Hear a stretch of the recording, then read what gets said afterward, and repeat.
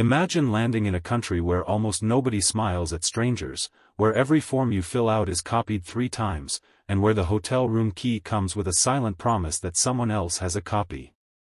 That was what it felt like for many Americans who visited the Soviet Union in the last decades of the Cold War. Tourists, students, and journalists came chasing adventure or stories, but from the moment they stepped off the plane, the state stepped in too. To the KGB, a foreign passport was not a ticket, it was a potential threat. Foreign visitors were never truly alone. Their hotels were chosen for them, their itineraries were recommended, and their guides and translators were often carefully selected people who reported on every unusual word or movement.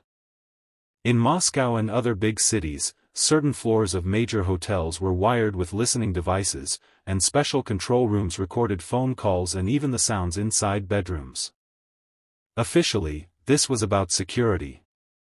Unofficially, it created a world where any mistake, any private meeting, any careless night out could end up inside a thick file with your name on it. Most Americans went home with only strange stories about suspicious waiters and locked doors. But some did not come home at all. Over the decades, there have been cases of U.S.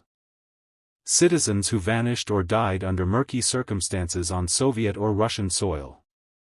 Hikers found dead after mysterious nights in the wilderness, students whose last messages sounded like a warning, journalists who left for a story and were never heard from again.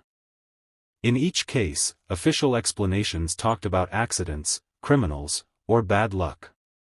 Families and friends, thousands of miles away, were often left with more questions than answers, wondering how much the authorities really knew and how much they were choosing not to say. To understand why these disappearances feel so sinister, you have to understand how foreign visitors were managed. By the late Soviet period, the system was well-oiled. Special agencies screened visa applications, selecting people worth watching more closely. Tour groups were steered toward specific hotels, many of them in Moscow, Leningrad, and a handful of showcase cities. These hotels had a reputation. Good location, decent food, and an invisible layer of security. Staff on certain floors were trained to notice who came and went. Phones and sometimes even room microphones were monitored from hidden surveillance rooms behind anonymous doors. Guides and interpreters did not just translate language, they translated behavior into reports. After a long day of sightseeing, while tourists compared souvenirs, their guides wrote up notes. Who asked political questions, who tried to wander off, who flirted with locals, who seemed too interested in restricted areas. None of this meant that every visitor was in danger. But it did mean that when something went wrong, an argument in a bar, a missing person, a suspicious meeting, the authorities already had a file, and a narrative ready to shape. Some of the darkest stories come from remote regions, where the line between nature, crime, and politics blurs. Decades after the Soviet Union collapsed, American students and travelers have gone missing or turned up dead in parts of Siberia and the Russian Far East. Official investigations often spoke of hypothermia, misadventure, or drugs. Families, reading the reports, noticed gaps. Timelines that did not fit, witnesses who changed their stories, missing video footage.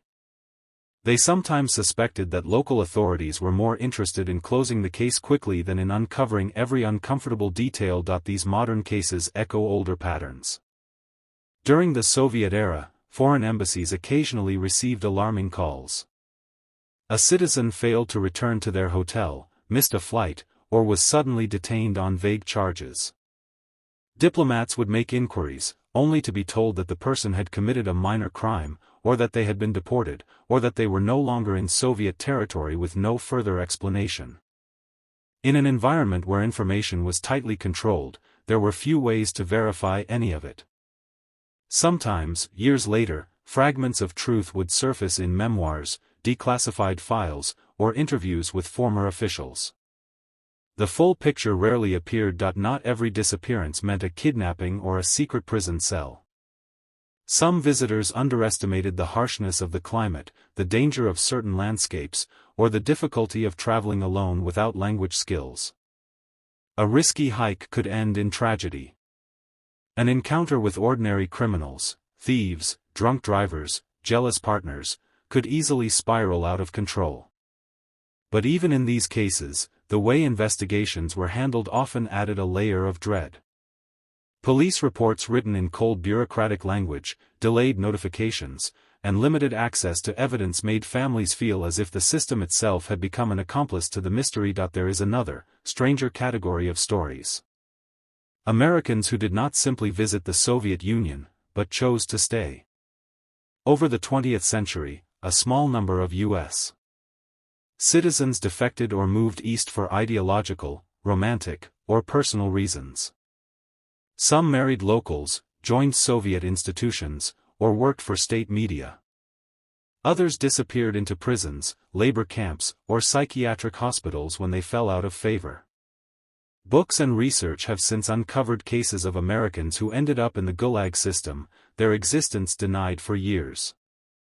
They were not tourists in the usual sense, but their fate shows what could happen if a foreigner became entangled too deeply in the machinery of the state. What makes the idea of vanished American tourists so haunting is not just the number of confirmed cases, which is relatively small, but the environment in which those cases occurred. Imagine being the relative of someone who disappeared in a place where the authorities control every scrap of information. Every phone call you make is filtered through officials. Every letter goes through a translator. Every answer you get feels polished, rehearsed, and incomplete. You cannot come and search the area yourself. You cannot freely question witnesses. You are left to stare at a handful of photographs and official phrases, trying to read between the lines. For the Soviet state, secrecy was both a habit and a shield. Admitting that a foreigner had been murdered, accidentally killed by police, or lost due to negligence could cause diplomatic embarrassment or internal trouble. It was safer to blame nature, personal recklessness, or unspecified criminals. The fewer details shared, the fewer questions people could ask. Even today, when many archives have opened, historians still run into locked doors and missing files when they try to reconstruct what happened to certain individuals. At the same time, it would be too simple to say that every missing American in the Soviet Union was the victim of a spy thriller plot.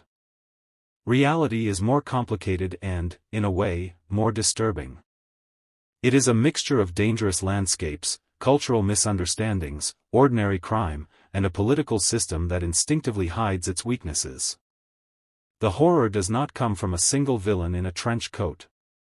It comes from a network of habits, of watching, of recording, of denying, that can turn a simple tragedy into a permanent mystery. Today, when travelers post their locations in real time and embassies can be reached with a few taps on a phone, it is tempting to think that such eras are over. But some patterns remain. Modern Russia still has cases where foreign visitors die or disappear under unclear circumstances, and families still struggle to get full access to files, autopsies, and witness statements. The ghosts of Cold War methods linger in the way officials communicate, in the instinct to protect the state's image first and grieving relatives second. In the end, the story of Americans who vanished behind the Iron Curtain is less about numbers and more about feelings. The feeling of being watched in a hotel corridor, the feeling of a guide who laughs too hard at your jokes but never quite relaxes, the feeling of reading a short, official letter that tries to compress a human life into a single sentence. Most visitors left the Soviet Union with photos, souvenirs, and strange memories. A few left only questions. And for their families, those questions have become a kind of permanent night, one in which they are still waiting for a knock on the door, a phone call, or a document that finally explains what really happened in that vast, closed country on the other side of the world.